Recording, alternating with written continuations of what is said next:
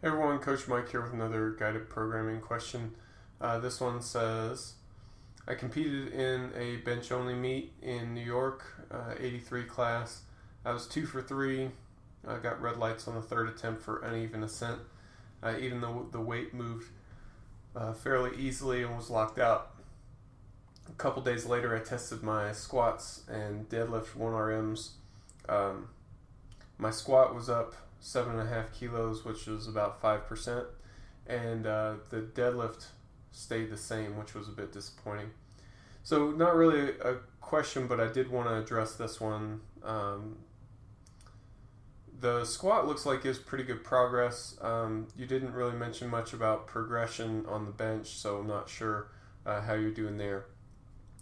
But being stagnant on the deadlift, especially since your last test day in October, is a little bit concerning to me. I wouldn't want you to, have a lift that's stagnant for that long, really. What I need you to do is to drill down into this a little bit more for me. Since we're doing guided programming, it's time to guide you through this process. When we have a lift that's stagnant, first thing we need to do is figure out what the likely cause is.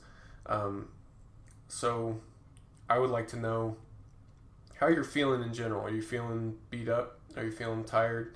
And then specifically, how are the muscles and joints that are most involved in your deadlift feeling? That's going to tell us a lot right there. My suspicion is that you need more work, and it's going to be work of a different kind.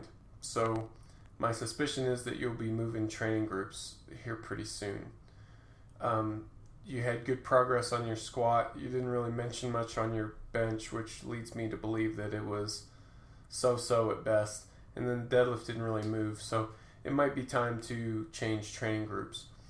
In addition to that, I would like to know if you have any obvious sticking points or technical errors for your deadlift that need to be addressed.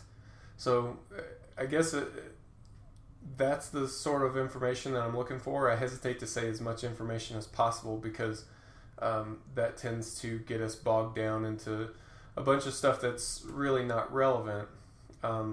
I want to know how your recovery is doing, and that's going to tell us a lot. If your recovery is very good, then it may be as simple as just adding in more work. If your recovery is poor, then it may be as simple as reducing the workload.